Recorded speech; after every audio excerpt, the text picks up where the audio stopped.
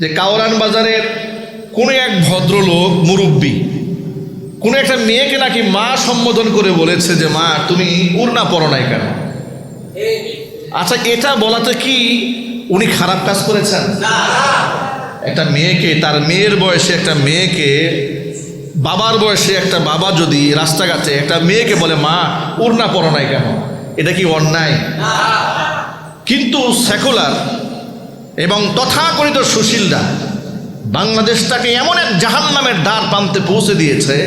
এরা অশ্লীল, এরা অশ্রাব্য, এরা অন্যায়কারী, এরা এই পরিমাণ জালেম আর এই পরিমাণ নির্লজ্জ বেহায়া হয়েছে, সেই ভদ্র বাবার বয়সে মানুষের গায়ের বসে হাত তুলেছে। এটা অনলাইনে সোশ্যাল মিডিয়াতে ভাইরাল হয়ে গেছে। কেন তাকে ওড়নার কথা বলা হয়েছে? আচ্ছা, ওড়নার কথা বলা কি অন্যায়? কথা বলেন, অন্যায়? আপনি ল্যাংটা হয়ে চলবেন, আমি আপনাকে বাধা দেব না। আপনি যে ফেতনা গোটা সমাজকে নষ্ট করে দিচ্ছেন, আমার অসংখ্য যুবকের চরিত্র আপনি নষ্ট করছেন, অসংখ্য মানুষের নজরকে ধ্বংস করে দিচ্ছেন। আপনার মতো নষ্টা মহিলার কারণে সমাজের মধ্যে বেশ্যাবৃত্তি হচ্ছে, অসংখ্য নারীরা ধর্ষিতা হচ্ছে। এরাই তো রাস্তাঘাটে ধর্ষিতা হয়।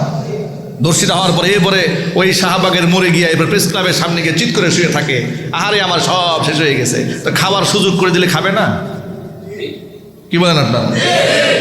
তুমি খাবার খুলে রেখে দিয়েছো, এর মধ্যে মাছি এসে পড়বে তো। খাবার ঢেকে রাখো, দেখো মাছি পড়ে কিনা। তুমি করবা অন্যায়, আর অন্যায়ের কারণে তো আরেকটা অন্যায় সৃষ্টি হবে, আর তুমি হতাশ হয়ে যাবে। এই ধরনের দ্বিমুখী আচরণ তো হতে পারে না। ভাইয়ের আমার, আল্লাহ পাক কি বলেন শোনেন, অবশ্যই সে যেন ওড়না ব্যবহার করে আর তার সাজসজ্জার অঙ্গ প্রত্যঙ্গ যেন পাবলিকলি প্রচার না করে, জাহের না করে। এখন আপনারা বলেন এই সমাজের মধ্যে বর্তমান জামানার অবস্থা কি হয়ে দাঁড়িয়েছে? টেলিভিশন টক শোতে যখন একজন মহিলা বসে সর্বোচ্চ সাজুগুজু করে বসে, ঠিক না? ঠিক। একটা আলেমকে যখন ইনভাইট করা হয়, একটা আলেমের মধ্যে এতটুকুন ব্যক্তিত্ব থাকা উচিত যে আমি কোনো বেপর্দা মহিলার সামনে বসবো না। কথা বলে না কেন? পুরুষ সাংবাদিক নাই ভাই? বলেন আছে না নাই? একটা পুরুষ সাংবাদিক থাকলে আমি মহিলার সামনে বসবো কেন? আমি বসবো না মহিলার সামনে, আমি সাক্ষাৎকার দেব না। মানুষ ইন্সপায়ার হবে, উৎসাহিত হবে যে না, আলেম আলেমের কথা বলেছে। আলেম গেছে জালেম হয়ে, মানুষ কার কাছে শিক্ষা গ্রহণ করবে? পর্দার বিধানকে শিথিল করতে করতে ইসলামকে বিকৃত করে দেওয়া হয়েছে। যেখানে পরনারীর দিকে তাকানোই হারাম, চোখের সামনে যদি পড়ে যায়, রসুল বলেছেন চোখের সামনে পড়ে গেছে, চোখের দৃষ্টিতে ফিরায় নাও। ফায়দা কি হবে? আল্লাহ নবী বলেন পরনারীর প্রতি দৃষ্টি আসার পরে যে পুরুষ তার চোখটাকে ফিরিয়ে নিল, মহান আল্লাহ তাআলা তার কলিজার মধ্যে ঈমানের নূর পয়দা করে দিলেন। ঈমানের স্বাদ, সেই ঈমানের মজা সে আস্বাদন করতে পারবে। এটা তার অন্তর আল্লাহ পাক দান করবে। এই নিয়ামত ওই ব্যক্তির জন্য যে ব্যক্তি তার চোখের হেফাজত করেছে। আরেকটু খোলামেলা করে একটু হাদিস থেকে ব্যাখ্যা দিয়ে বলি। সহশিক্ষার বিরুদ্ধে আলেমরা সারা জীবন কথা বলেছেন, নারী পুরুষ একসাথে বসে লেখাপড়া করতে পারবে না। আল্লাহ মাহমুদ শফি রাহিমাহুল্লাহ এই আন্দোলন করেছিলেন 2013 সালে, মনে আছে আপনাদের? ওই শাপলা চত্বরে যে 13 দফা আন্দোলন হলো, এর মধ্যে এটা একটা দাবি ছিল, নারী পুরুষের সহশিক্ষা, সহকর্মসংস্থান একসাথে হবে। নারীরাও কাজ করবে, তাদের কর্মসংস্থান কোনো পুরুষ থাকতে পারবে না, আবার যেখানে পুরুষ থাকবে সেখানে নারী থাকতে পারবে না। এই ধরনের একটা দাবি নিয়ে আন্দোলন করে তোলা হয়েছিল। যাই হোক, সেটা নিয়ে তো অনেক ধরনের বাজে কথা বলা হলো। তাকে তেঁতুল হুজুর বলে উপহাস করা হয়েছিল, তার কি মা বোন নাই, তিনি কোন নজরে তাকান কেন, ইত্যাদি ইত্যাদি নানান কথা বলা হয়েছিল। আল্লাহ পাক তাদেরকে ক্ষমা করেন। আল্লাহ মাহমুদ শফি রহমতুল্লাহি আলাইহি আল্লাহ জান্নাতুল ফেরদাউস দান করেন। নারী এবং পুরুষের সহশিক্ষার ব্যাপারে ইসলামের দৃষ্টিভঙ্গিটা কি? ইসলামের দৃষ্টিভঙ্গি হচ্ছে, মেয়ে যখন বালেগ এবং বালেগা হয়ে যাবে, ছেলে বালেগ হবে, মেয়ে বালেগা হয়ে যাবে, তখন তো একেবারে পর্দা করা ফরজ হয়ে যাবে। সুন্নত না ফরজ? ফরজ হয়ে যাবে। ইসলামে এই ব্যাপারে খুব কঠোরতা রয়েছে। কত কঠোরতা রয়েছে আপনাদেরকে ছোট্ট একটা হাদিস শোনাই। উম্মে সালামা রাদিয়াল্লাহু তাআলা আনহা বলছেন, আমি এবং হযরত মাইমুনা রসুলের আরেকজন স্ত্রী দুজনেই রসুলের সাথে আমরা রসুলের বাড়িতে কথা বলছি। ঠিক এমন সময় আমাদের মাঝে হুজুরের একজন জন্মান্ধ সাহাবী আব্দুল্লাহ ইবনে উম্মে মাকতুম রাদিয়াল্লাহু তাআলা আনহু তিনি এলেন। তো অন্ধ সাহাবী যখন এলেন আমাদের মাঝে, হুজুর আমাদেরকে বলে ইহতাজিবা মিনহু, তোমরা তার থেকে পর্দার আড়ালে চলে যাও। উম্মে সালামা বলছেন, আমি রাসূলকে বললাম আলাইসা হুয়া আ'মা লা ইউবসিরুনা ওয়া লা ইয়ারিফুনা, হে আল্লাহর নবী, সে তো অন্ধ মানুষ, মাতৃগর্ভ থেকে অন্ধ হয়ে এসেছে, তো তার সাথে আমাদের পর্দার দরকারটা কি? সে তো আমাকে দেখবেও না, আমাদেরকে চিনতেও পারবে না। লা ইউবসিরুনা ওয়া লা ইয়ারিফুনা। রাসূল প্রতি উত্তরে কি বললেন?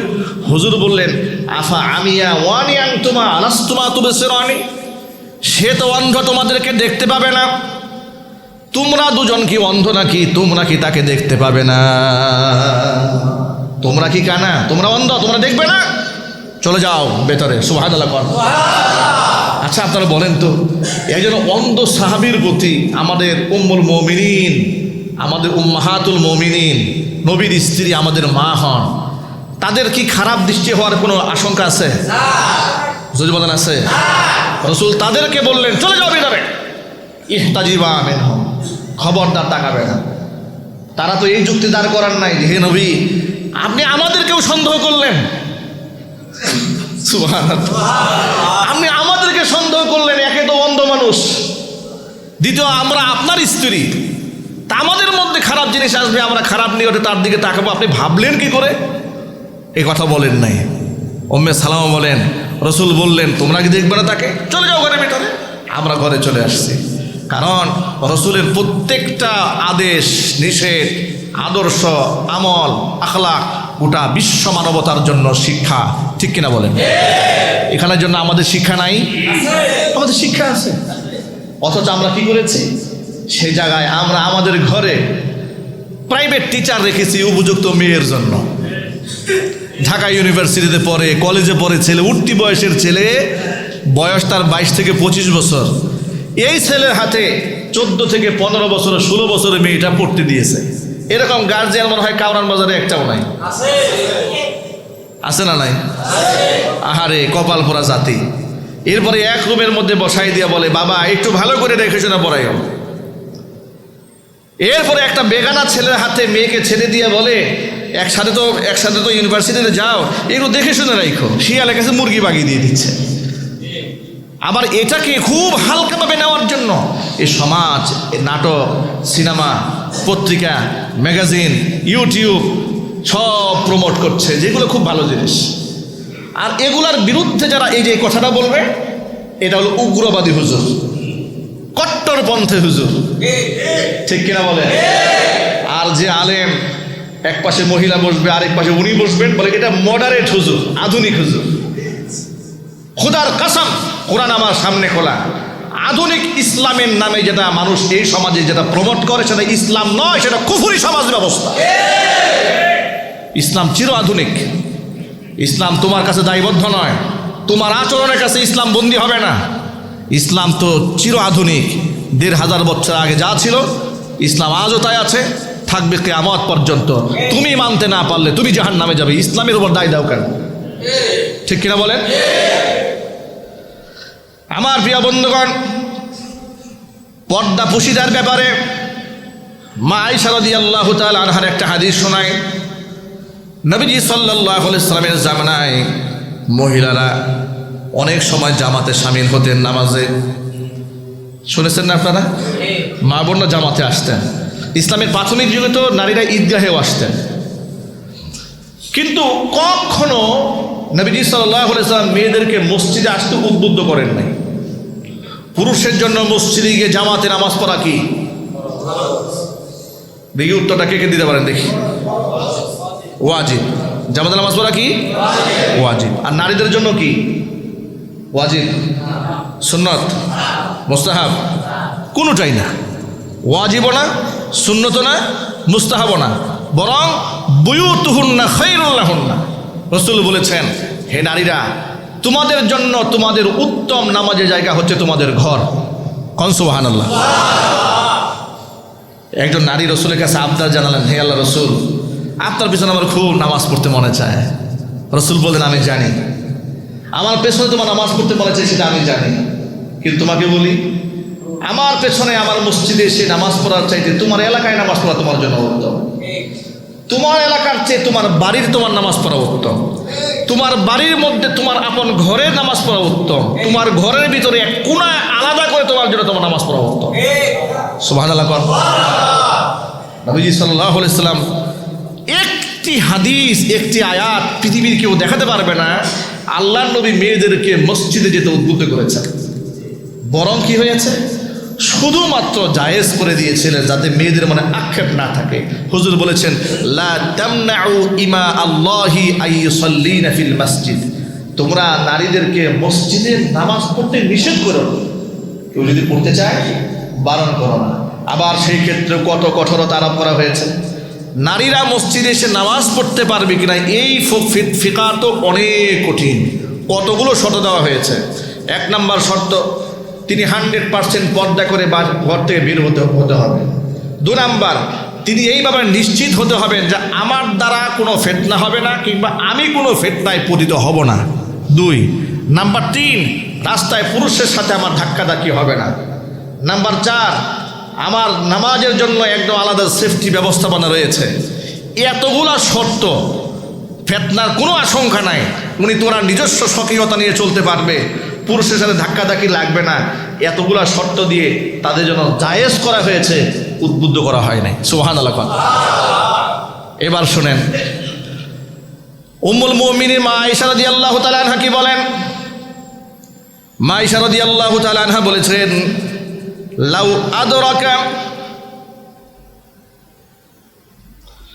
আদরাকা রাসূলুল্লাহি সাল্লাল্লাহু আলাইহি ওয়াসাল্লাম মা আহদাসান নিসা লা মানাউহুন্না কামা মুনিআত নিসাউ বানি ইসরাঈল। এটা কে বলছেন? মা আয়েশা রাদিয়াল্লাহু তাআলা আনহা বলছেন, রাসূলের ইন্তেকালের পরে উম্মুল মুমিনিন মা আয়েশা বলছেন, লাউ আদরাকা রাসূলুল্লাহ, রাসূল যদি পেতেন মা আহদাসান নিসা, এই বর্তমান জমানার মহিলাদের যা শুরু করছে, এই অবস্থার এই আচরণ, এই পরিবেশ যদি রসুল পাইতেন, লা মানাহুন্না, অবশ্যই তাদেরকে মসজিদে এসে নামাজ পড়তে নিষেধ করে যেতেন। কামা মুনিআত নিসাউ বানি ইসরাঈল, যেভাবে বনি ইসরাঈলের নারীদেরকে মসজিদে যেতে বারণ করা হয়েছে। আচ্ছা ভাইরা, একটু বলেন তো, আমাদের যে বর্তমান জামানা, এই জামানার চেয়ে কি আমার মা আয়েশার জামানা খারাপ ছিল না ভালো ছিল? একটু ভালো ছিল নাকি অনেক ভালো ছিল? তো সেই জামানায় মা আয়েশা বলেন যে জামানা খারাপ হয়ে গেছে। সুবহানাল্লাহ। মা আয়েশার জামানা মানে সাহাবায়ে কেরামের জামানা, যেখানে রাসূল পাক সাল্লাল্লাহু আলাইহি ওয়াসাল্লাম বলেছেন, খায়রুল কুরুনি কারনি, পৃথিবীর মধ্যে শ্রেষ্ঠ যুগ হচ্ছে আমি নবীর যুগ। সুম্মাল্লাযীনা ইয়ালুনাহুম সুম্মাল্লাযীনা ইয়ালুনাহুম, যেই জামানা আমার জামানা যত নিকটে থাকবে, পরবর্তী জামানাতে সেই জামানা অবশ্যই শ্রেষ্ঠ থাকবে। সেই রাসূল পাক সাল্লাল্লাহু আলাইহি ওয়াসাল্লামের স্ত্রী মা আয়েশা রাদিয়াল্লাহু তাআলা আনহা বলছেন, যদি রাসূল এই জামানা পেয়ে যেতেন আর নারীদের এই অবস্থা দেখতেন, তাহলে তাদেরকে নামাজ পড়তে নিষেধ করে দিতেন মসজিদে গিয়ে। আর এই জামানা মা আয়েশা দেখলে কি বলতেন বলুন আপনারা? সুবহানাল্লাহ, সুবহানাল্লাহ। এই ইসলামের এত সুন্দর সুন্দর দিক নির্দেশনাগুলো আমরা সব লঙ্ঘন করেছি। আমরা বেপর্দার প্রতিযোগিতা করছি। এখন তো মহিলাদেরকে রাস্তাঘাটে নিয়ে যাওয়া এটা গর্বের বিষয় হয়ে দাঁড়িয়েছে, ঠিক না? ঠিক বলেন, গর্বের বিষয় হয়ে দাঁড়িয়েছে। পুরুষরা এখন স্ত্রীর ছবি ভিডিও করে করে ফেসবুকে দেয়, ইউটিউবে আপলোড করে, কাপল ব্লগ বলে কিছু পয়সাপাতি ইনকাম করার জন্য নিজের বউকে দিয়ে পয়সাপাতি ইনকাম করছে। আরে আলিয়াজুবিল্লাহ, আপনি এত মিসকিন, এত ফকির, আপনার স্ত্রীর সৌন্দর্যতা বিক্রি করে আপনার সংসার চালাতে হয়, এরকম কাপুরুষ আপনি? আমার প্রিয় বন্ধুগণ, কোরআন মাজিদ আল্লাহ সুবহানাহু ওয়া তাআলা আমার মা বোনদের পর্দার ব্যাপারে এত বেশি কঠোরতা আরোপ করেছেন। আল্লাহ পাক বলেন, ইয়া আইয়ুহান নাবিয়্যু কুল লিআজওয়াজিকা ওয়া বানাতিকা ওয়া নিসাইল মুমিনিনা ইউদনিনা আলাইহিন্না মিন জালাবিবিহিন।